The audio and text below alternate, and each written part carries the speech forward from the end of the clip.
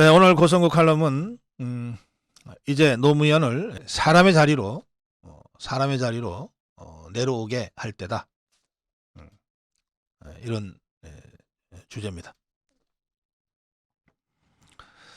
먼저 노무현을 직접 조사했던 조사팀 조사 책임자 이인규 전 중수부장의 그 회고록에 나오는 부분을 좀 먼저 살펴보겠습니다. 2009년 노무현이 대통령에서 그만두고 한 2년쯤 지났을 때 2009년 노무현을 수사했던 대검 중수부장 이인규, 지금은 변호사입니다. 이인규가 회고록을 냈습니다. 이 회고록은 나는 대한민국 검사였다. 제목이 그렇습니다. 나는 대한민국 검사였다. 그리고 부제로 누가 노무현을 죽였나 이렇게 되어 있습니다. 당시 노무현이 극단적 선택을 한 직후에 모든 비난의 화살이 이인규 중수부장과 그 수사팀한테 돌아갔습니다. 얼마나 가혹하게 수사를 했으면 전직 대통령이 스스로 몸을 던졌겠느냐 이런 거죠. 그래서 당시에 이인규 대검 중수부장 대표적으로 다른 수사팀원들이야 이름까지 그렇게 많이 알려지지 않았습니다만 워낙 특수통으로 유명했던 이인규 대검 중수부장은 완전히 악마화돼 버렸습니다. 악마화돼 버렸습니다.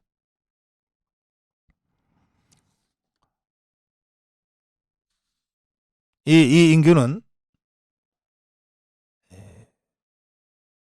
노무현이 죽은 직후에 검찰을 떠날 수밖에 없었고 로펌에서 변호사 생활을 했습니다. 그때가 이명박 정부 때죠.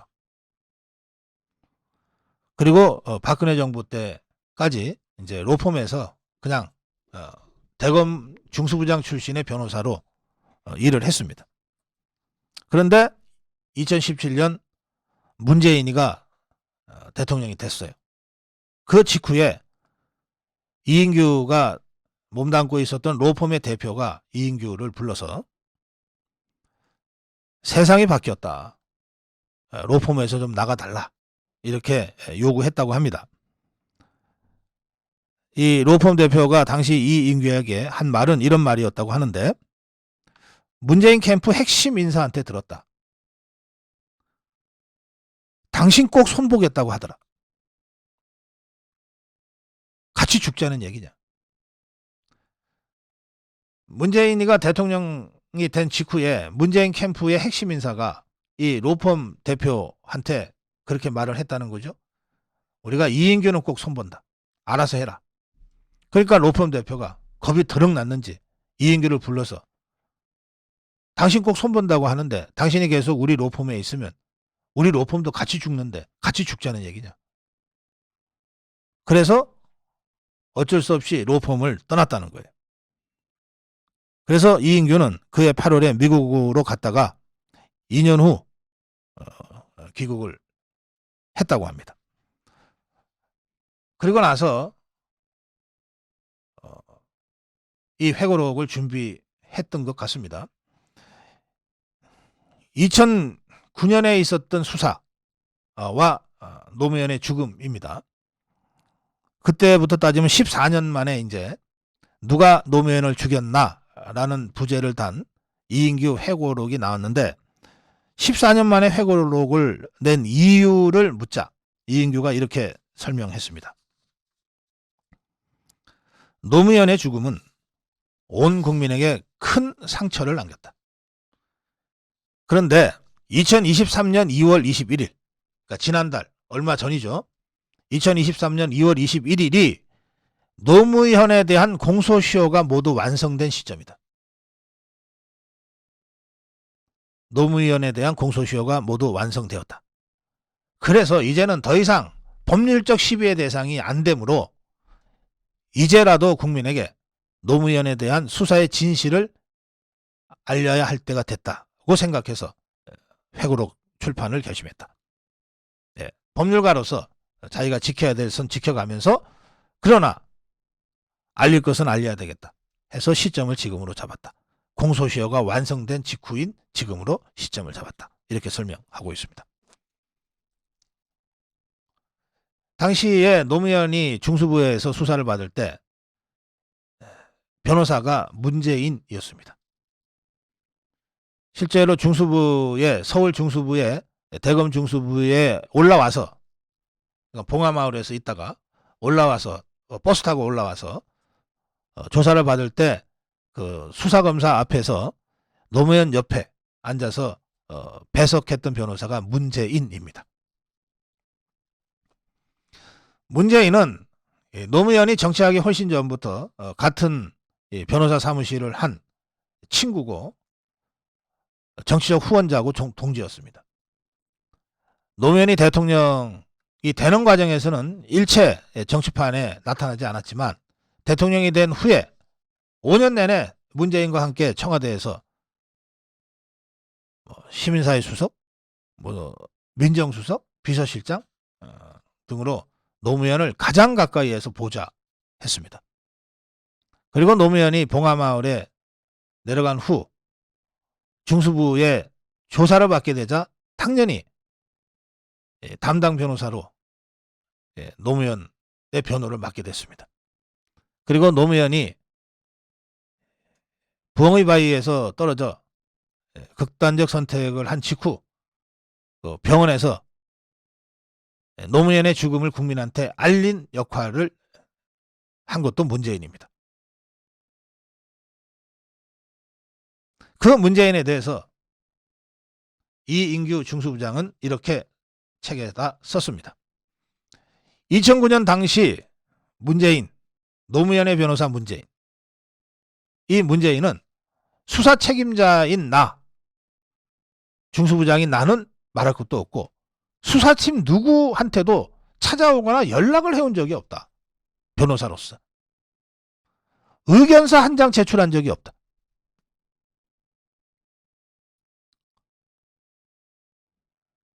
대통령을 모시고 대통령의 사건 변호를 맡은 변호사라면 마땅히 검찰을 찾아와서 검찰이 도대체 어떻게 수사하려고 하는 거냐 입장을 묻고 또 그와 관련해서 증거관계에 대한 피고 노무현 측의 입장을 전하면서 사실관계를 정리를 해야 될 의무가 있었다. 법률가로서. 그랬다면 노무현이 죽음으로까지 내몰리진 않았을 것이다. 이게 이인규의 주장입니다.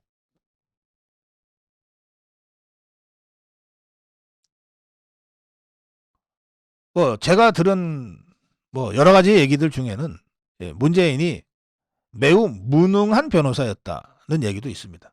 변호사 시절에 부산에서 변호사 활동할 때 아주 무능한 변호사였다. 지금 이인규의 이 진술이 사실이라면 문재인은 사건을 의뢰한 의뢰인 노무현을 위해서 거의 한 일이 없다는 거예요.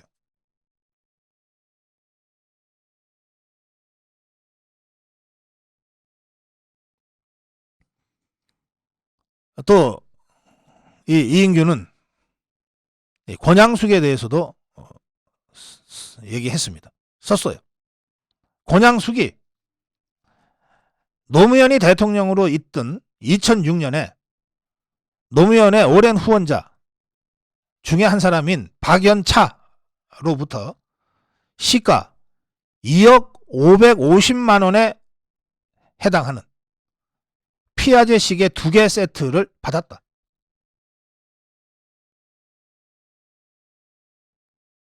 또 2007년에 이때도 노무현이 대통령으로 있을 때입니다.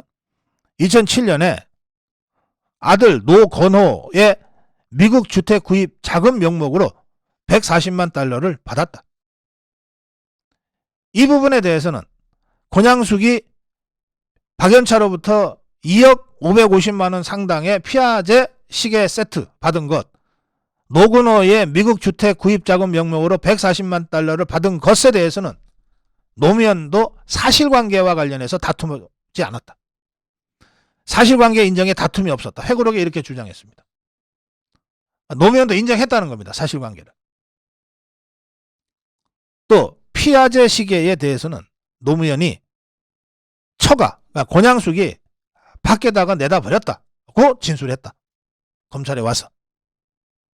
뭐 논두렁인지 아닌지는 모르겠지만 밖에다가 버렸다고 노무현이 진술했다. 또 노건호와 조카 사위 연철호가 2008년에 박연차로부터 500만 달러를 받은 데 대해서도 뇌물로 봄이 상당하다라고 썼습니다. 거의 뇌물이다 이렇게 썼어요.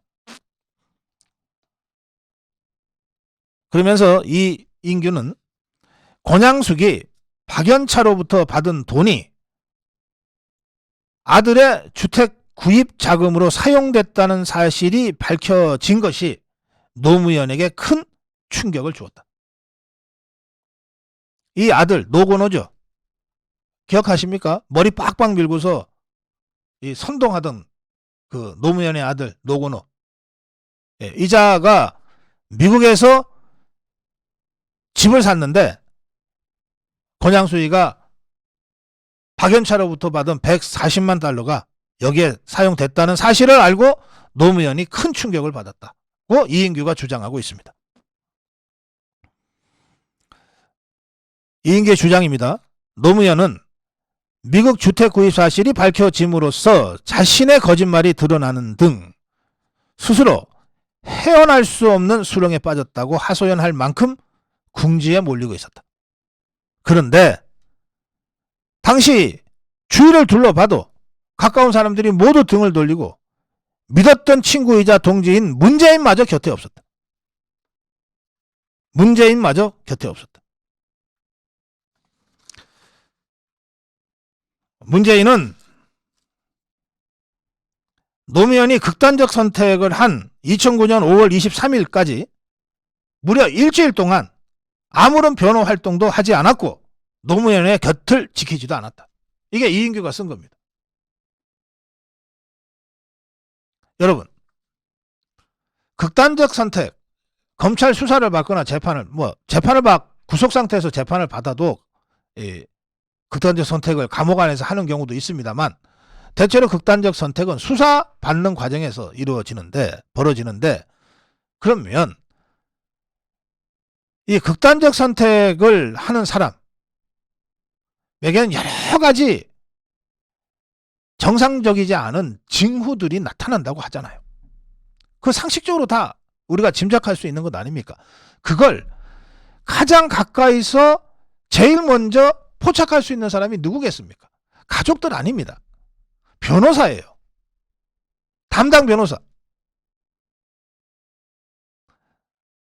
특히 전직 대통령이 중수부에서 수사를 받을 때 그 당황함과 그 이 모멸감, 더구나 가족이 뇌물을 받은 걸로 지금 조사를 받고 있는 상황에서 그 노무현의 심리 상태, 심적 상태를 가장 잘 포착하고 뭔가 필요한 조치가 있다면 조치를 취했어야 될 1차적 책임이 누구한테 있습니까? 담당 변호사한테 있는 것 아닙니까? 더구나 이자가 평생의 친구고 동지요. 노무현이 대통령 할 때 5년 내내 청와대에서 최측근으로 보좌했던 자 아닙니까? 담당 변호사 아니었냔 말이에요. 그런데 이자가 노무현이 극단적 선택을 한 일주일 전부터 극단적 선택을 한 날까지 일주일 동안 아예 코빼기도 안 보였다는 거예요. 노무현 곁에 없었다는 겁니다. 자, 누가 노무현을 죽였는가? 과연 수사를 했던 이인규인가? 수사를 했던 이인규 중수부장인가? 아니면 친구이자 변호사의 최소한의 의무도 다하지 못한 문재인인가? 이게 이인규가 지금 국민들에게 던지는 질문입니다.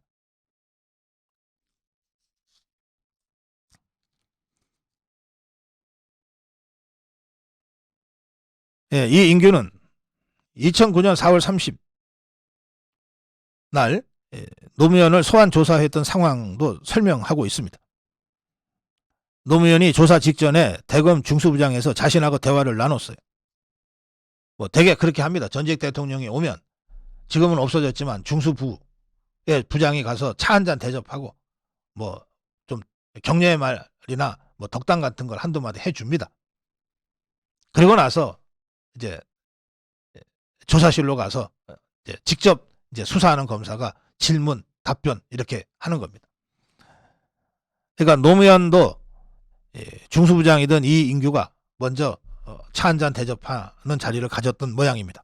자, 이 자리에서 노무현이 이인규와 대화하면서, 근데 통상 이 자리는 노무현과 이인규 딱 둘이만 있는 자리가 아닙니다. 대개 변호사도 같이 배석하죠. 또 이인규 중수부장을 보좌하는 누군가 한 사람 정도는 아마 있었을 겁니다. 차심부름도 해야 되니까. 자, 어쨌든 이 자리에서 노무현과 이인규의 대화에서 노무현이 뭐라 그랬냐. 이부장, 중수부장이라서 이부장 불른 모양입니다. 이부장, 시계는 뺍시다. 피아제 시계 2개. 시계는 뺍시다. 쪽팔리잖아. 라고 했다는 겁니다.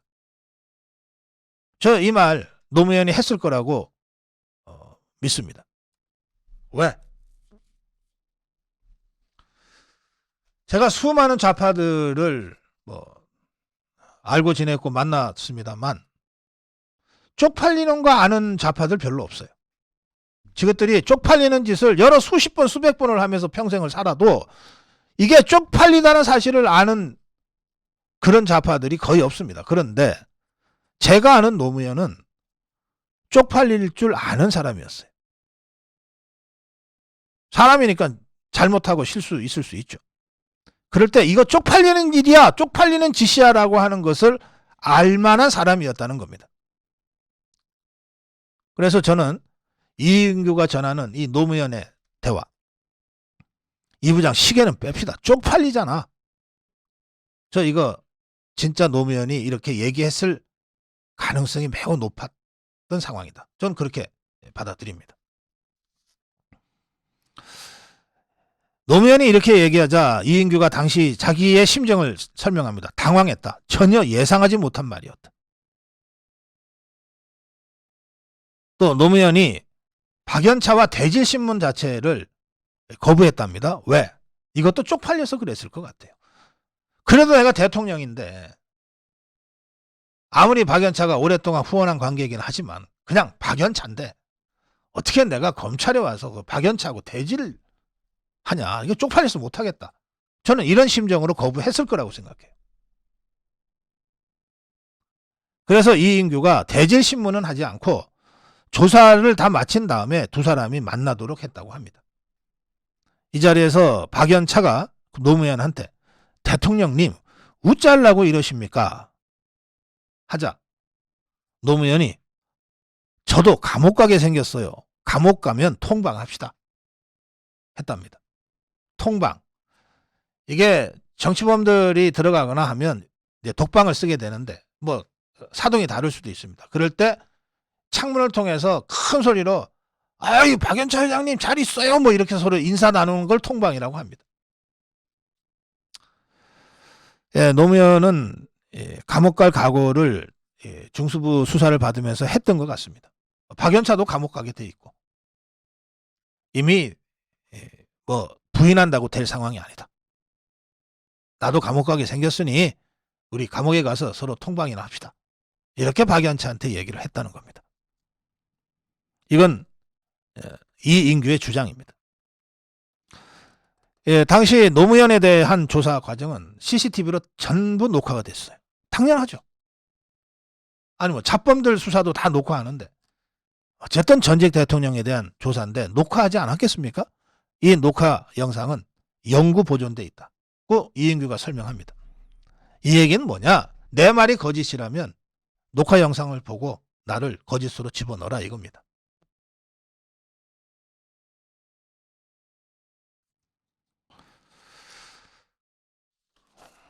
자,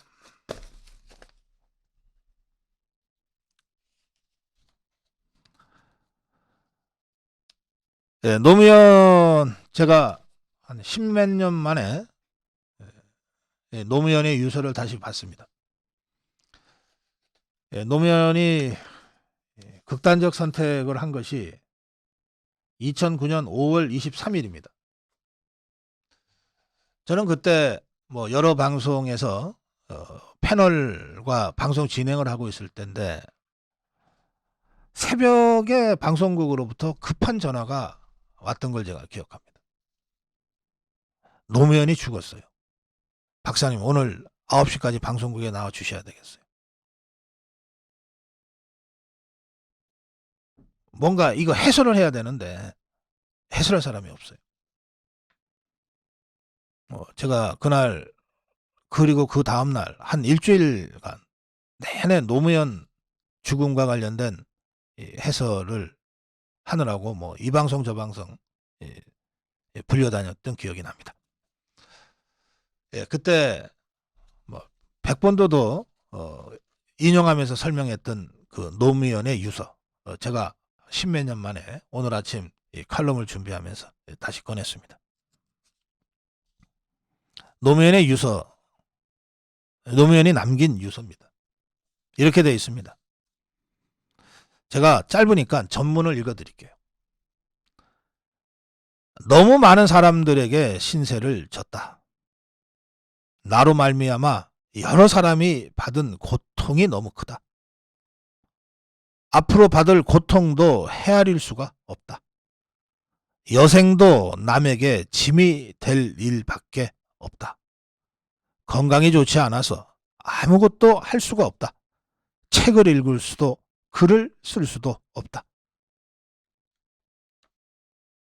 너무 슬퍼하지 마라. 삶과 죽음이 모두 자연의 한 조각 아니겠는가. 미안해하지 마라.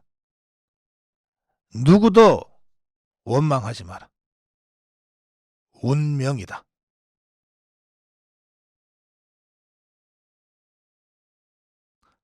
화장해라. 그리고 집 가까운 곳에 아주 작은 비석 하나만 남겨라. 오래된 생각이다. 2009년 5월 23일 새벽. 이게 노무현의 유서입니다.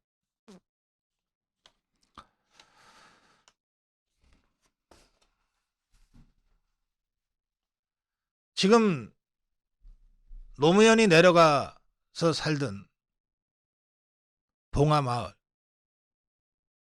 지금 어떻게 변했는지 사진으로 잠깐 보시겠습니다.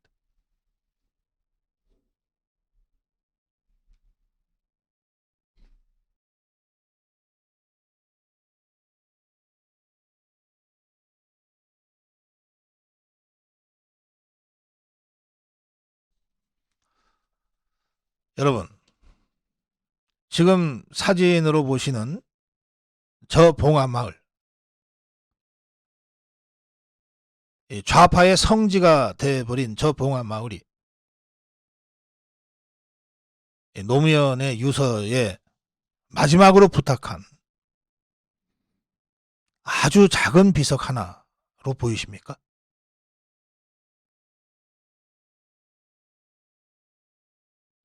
저 종북 주사파, 저 흉악한 좌파들은 사람이 스스로 생명을 버리면서 남긴 마지막 부탁조차 자신들의 정략적 이해를 위해서 싸그리 짓밟아 버리는 흉측한 자들입니다. 여러분, 조금 전에 보신 저 봉하마을의 전경이 노무현이 이 세상에 남긴 마지막 부탁, 아주 작은 비석 하나로 보이시냐고요. 누굴 위해서 노무현의 죽음을 이렇게 신비화하고 성역처럼 만들었을 겁니다. 성역처럼 만들어 놓았겠습니까? 누굴 위해서? 바로 이 자들을 위해서입니다. 사진 한 장 더 보시죠.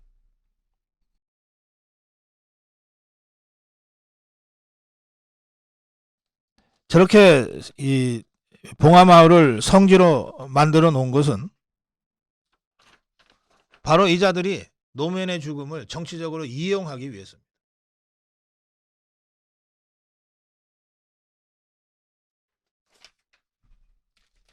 봉화마을은 매년 100만 명 이상이 방문합니다. 이 종북 주사파들이 그야말로 새로운 성지로 만들어냈습니다. 저는 노무현을 1980년대 후반부터 이런저런 자리에서 만나서 알게 됐습니다. 그 시점은 노무현이 세법 전문 변호사로 별 생각 없이 열심히 돈만 벌다가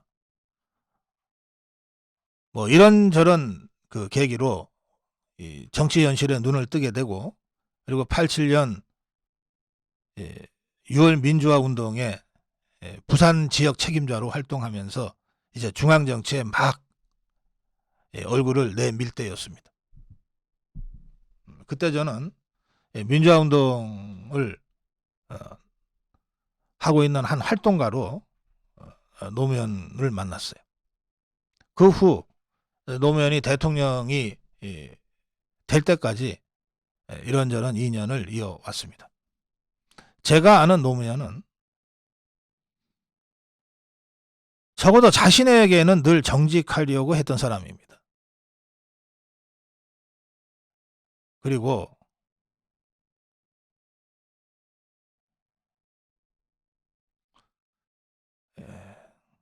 그냥 소탈했어요. 아마 대통령 선거에 나가서 이 대선 레이스를 해야 될 상황이었기 때문에 주위에서 담배를 못 피게 했던 것 같습니다. 그건 뭐 정치판에서는 뭐 거의 불문율입니다. 아무리 담배를 좋아하는 사람도, 술을 좋아하는 사람도 대선 캠페인에 딱 들어가거나 총선 캠페인에 들어가면 딱 술, 담배 끊고 합니다. 그러니까 노무현도 그렇게 했을 거예요. 그 대선 기간 2002년이죠. 그때 제가 그 노무현과 따로 한 두 번 만난 일이 있었는데, 만나자마자 노무현이 고 박사 담배 좀 줘. 뭐 주변 사람들이 끊으라 그래서 힘들어 죽겠어. 고 박사 담배 피잖아. 같이 한 대 피자. 당시 대통령 후보였는데 그렇게 소탈했어요. 그리고 자신한테 정직하려고 노력을 했어요. 그래서 저는 노무현이 이 세상에 남기고 간 마지막 유언, 이거 노무현의 진심이 담겨 있다고 저는 생각합니다. 너무 슬퍼 마라, 미안해하지 마라, 원망하지 마라, 화장해라, 아주 작은 비석 하나만 남겨라. 오래된 생각이다. 이거 진짜 노무현의 생각이라고 저는 지금도 생각합니다. 그냥 그렇게 해줬어야 돼요. 그런데 노무현의 비석, 노무현이 살던 봉화마을은 지금 저렇게 대단한 이 성지처럼 꾸며졌고 1년에 100만 명 이상이 추모를 한다고 모여드는 종북 주사파의 가장 상징적인 장소가 되어버렸어요. 저는 매일 밤 아주 작은 비석 하나도 갖지 못한 노무현이 매일 밤 울고 있다고 생각합니다. 그래서 제가 이거 좌우 뭐 이런 거 다 떠나서 그냥 인간으로 제가 호소하고 싶은데, 권양숙과 그 가족들에게, 유족들만이 할 수 있는 일이거든요. 좌파들의 볼모로 노무현을 더 이상 놔두지 마라. 저거 다 없애고 그냥 노무현의 마지막 부탁 하나는 좀 들어줘라. 작은 비석 하나만 남겨라. 그래야 노무현이 편하게 눈을 감을 수 있다. 이 일은 가족들밖에는 할 수가 없다. 유가족들밖에는 할 수가 없다. 이 일은. 그러니 제발 좀 정신 차리고 미몽에서 깨어나서 노무현의 마지막 부탁, 작은 비석 하나만 남겨달라는 이 부탁을 권양숙과 그 가족들이 지금이라도 좀 이행해라.